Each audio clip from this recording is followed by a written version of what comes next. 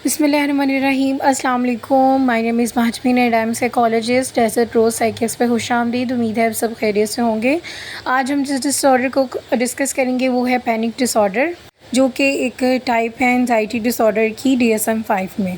Firstly हम discuss करेंगे panic attack को, ताकि हमें पैनिक डिसऑर्डर को समझने में आसानी हो। तो पैनिक अटैक क्या है? पैनिक अटैक एक ऐसी कंडीशन है जो कि अनएक्सपेक्टेड होती है, यानी कि इंसान जब किसी को पैनिक अटैक होता है वो किसी रीज़न की बेस पे नहीं होता। यानी कोई भी इंसान नॉर्मल बैठा हुआ है तो उसको पैनिक अटैक के हो सकता है, ठीक है, और वो उस कंडीशन में जा सकते हैं, उसके पैनिक अटैक के सिम्टम शो कर सकते हैं, ठीक है। और फिर उसके वो क्या होता है कि ये एक ऐसी कंडीशन है जो कि बहुत ज़्यादा अप लेवल पे चला जाता है, यानी इंस्टेंस लेवल पे चला जाता है, और within 5 to 10 minutes 5 to 10 minutes जो सिम्टम्स हैं ये बहुत अप लेवल पर चली जाती हैं और वो सिम्टम्स शो करने लग जाता है, ठीक है। और इसके सिम्टम्स आगे डिस्कस करते हैं। तो उसका जो कंफर्ट लेवल है बहुत ज़्यादा, जो यानी कि वो डिस्कम्फर्ट फील करता है, उसे बहुत ज़्यादा खौफ, और जो उसकी जो वो कंडीशन है वो बहुत कम मिनट्स के अंदर अप लेवल पर चली जाती है, और वो कंडीशन रहती है 15 मिनट, 20 मिनट या 30 मिनट तक, ठीक है। और फिर वो इंसान दोबारा नॉर्मल हो जाता है, और ये नॉर्मल कंडीशन में ही आती है, यानी कि एक इंसान बैठा हुआ है और उसको फ़ौरन वो सिम्टम्स शो होने लग जाएंगे, और फिर उसके बाद वो दोबारा अपने टाइम के ड्यूरेशन के मुताबिक दोबारा नॉर्मल हो जाएगा, ठीक है। तो पैनिक अटैक जो है वो बहुत कॉमन केस होता है, यानी कि बहुत ज़्यादा लोगों में ये पाया जाता है कि उनको ये पैनिक अटैक के सिम्टम्स शो होने लग जाते हैं, और ये किसी भी स्ट्रेस और किसी भी एंजाइटी की वजह से नहीं होता। यानी मोस्टली ऐसा होता है कि ये स्ट्रेस की वजह से भी हो, लेकिन कभी ऐसा भी होता है कि इंसान जो है वो बहुत फ्री बैठा हुआ है और बिल्कुल रिलैक्स है, और उसको फॉर एग्जांपल कोई टीवी देख रहा है और वो बहुत, उसका माइंड जो है वो बिल्कुल जो वो चैनल देख रहा है या वो कोई ड्रामा देख रहा है तो उसका जो माइंड है वो उसकी तरफ है, लेकिन उसको फिर भी पैनिक अटैक हो रहा है। तो यानी कि वो जो सिम्टम, यानी वो माइंड तो रिलैक्स है, सब कुछ ठीक है, लेकिन अचानक ही उसको पैनिक अटैक होता है और देन वो अपनी ड्यूरेशन के मुताबिक ठीक हो जाता है।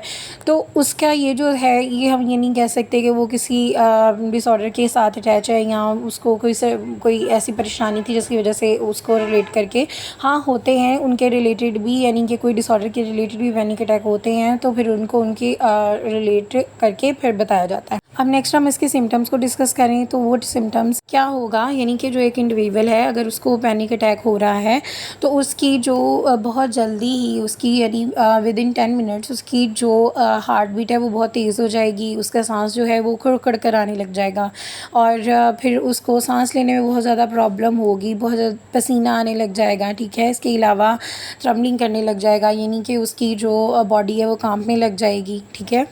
इसके अलावा उनको क्या फ़ील होगा कि उनकी जो डेज़ी फ़ील होने लग जाएगा, ठीक है, और फिर उनको ये फ़ील होने लग जाएगा कि उनकी जो लाइफ़ है, यानी कि वो बिल्कुल, उनकी फ़ीलिंग है वो रियलिटी से बिल्कुल दूर होती हैं, ठीक है। लाज़मी नहीं है कि वो जो मतलब कि जिस तरह उनको फ़ील हो रहा है वो उसी इंटेंसिटी की हो, ऐसे नहीं होता। उनकी जो फ़ीलिंग्स होती हैं वो बिल्कुल अनरियलिटी होती है उसके अंदर, ठीक है। यानी कि वो कोई रियलिटी बेस नहीं कर रहा होता, यानी वो इतना वो होता नहीं है, लेकिन उनके लिए वो बहुत ज़्यादा फ़ील कर रहे होते हैं उसको। और इसके अलावा उनको डिप्रेस फ़ील आने लग जाती है, ठीक है।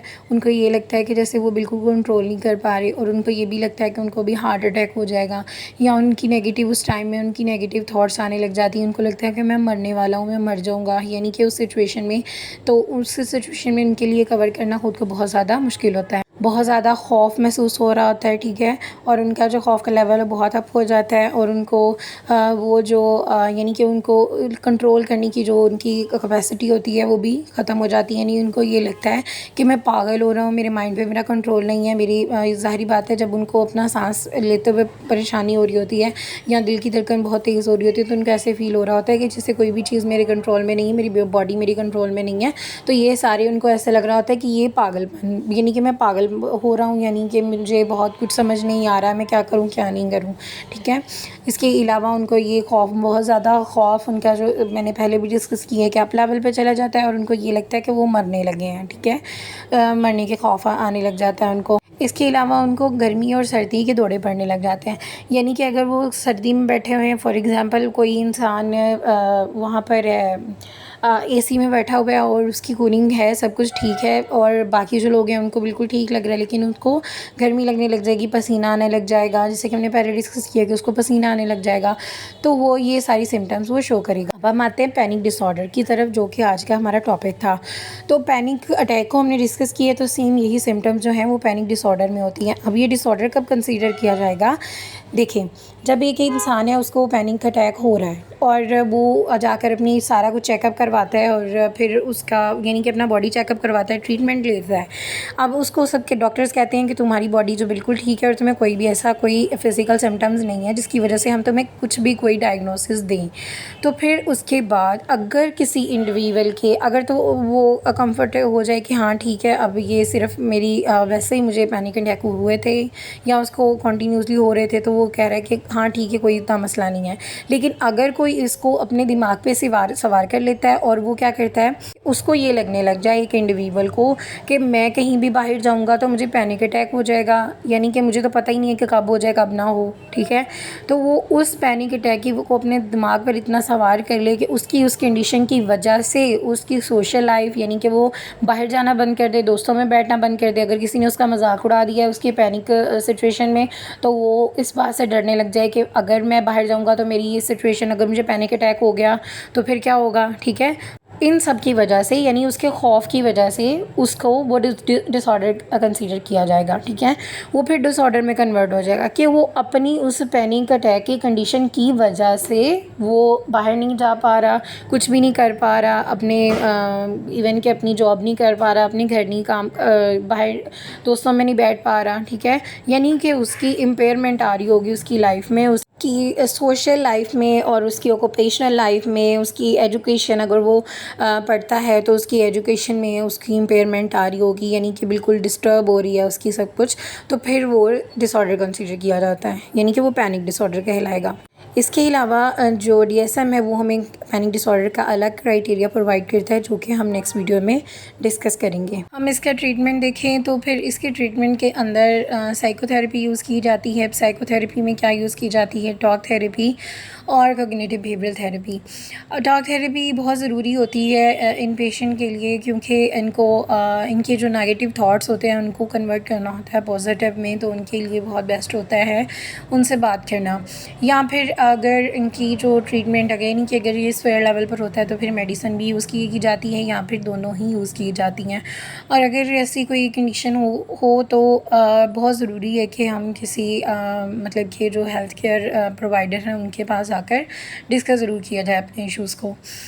और साइकोथेरेपी में जो है वो बहुत कॉमन यूज़ की जाती है पैनिक ट्रीटमेंट में, यानी कि पैनिक डिसऑर्डर में बहुत ज़्यादा यूज़ की करने वाली वो कॉग्निटिव बिहेवियरल थेरेपी है, यानी CBT। अब CBT में क्या किया जाते हैं? CBT में हम जो इंडिविजुअल होता है उसकी नेगेटिव थॉट्स को पॉजिटिव में चेंज करते हैं, यानी कि उसकी जो उसने अपने लिए या उसने जो थिंकिंग क्रिएट की होती है कि अगर मैं ऐसे करूँगा तो, या मैं जाऊँगा तो लोग मुझे ऐसे करेंगे या मेरा मजाक उड़ाएंगे या जो भी करेंगे, तो जो उसके जो खौफ होते हैं उनको कम किया जाता है, ठीक है। उनकी जो शिद्दत होती है उसके खौफ की, या वो जिस सिचुएशन में अगर वो सिचुएशन में हो तो वो पैनिक हो जाता है, तो उस सिचुएशन में उसको सिखाया जाता है, उसको ट्रिक्स बताई जाती हैं कि वो कैसे अपने आप को सिचुएशन में बेहतर कर सकता है और कैसे वो अपने थॉट्स को पॉजिटिव में कन्वर्ट कर सकता है। इसके अलावा एक्सपोजर थेरेपी यूज़ की जाती है, यानी कि उसको एक्सप्लोर करवाया जाता है, उसके जो बिलीव्स होते हैं और फेयर होती हैं, जैसे कि मैंने पहले डिस्कस किया है, उसके जो फेयर बिलीव्स होते हैं उनको चेंज करने के लिए, जो उसने एसोसिएट कर लिए होते हैं पैनिक डिसऑर्डर के साथ, यानी उसके जो खौफ हैं उसने जो एसोसिएट कर लिए हैं, उसने अटैच कर लिए हैं पैनिक डिसऑर्डर के साथ, उनको चेंज किया जाता है, उसको सिखाया जाता है जिस भी जगह से या जिस भी पैनिक सिचुएशन में वो अवॉइड करना चाहता है या अवॉइड करता है, उस सिचुएशन में कैसे जाके वो खुद को हैंडल कर सकता है और कैसे अपना इस जो उसकी जो शिद्दत है अपने पैनिक अटैक की या अपने खौफ की, वो उसको कैसे कवर कर सकता है। और इसके साथ आज का हमारा टॉपिक ख़त्म होता है। वीडियो को लाइक करें, शेयर करें, चैनल को सब्सक्राइब करें ताकि आपके पास मज़ीद इन्फॉर्मेटिव वीडियोस आती रहें। इंशाल्लाह मिलते हैं नेक्स्ट वीडियो में। दुआओं में याद रखिएगा। अल्लाह हाफ़िज़।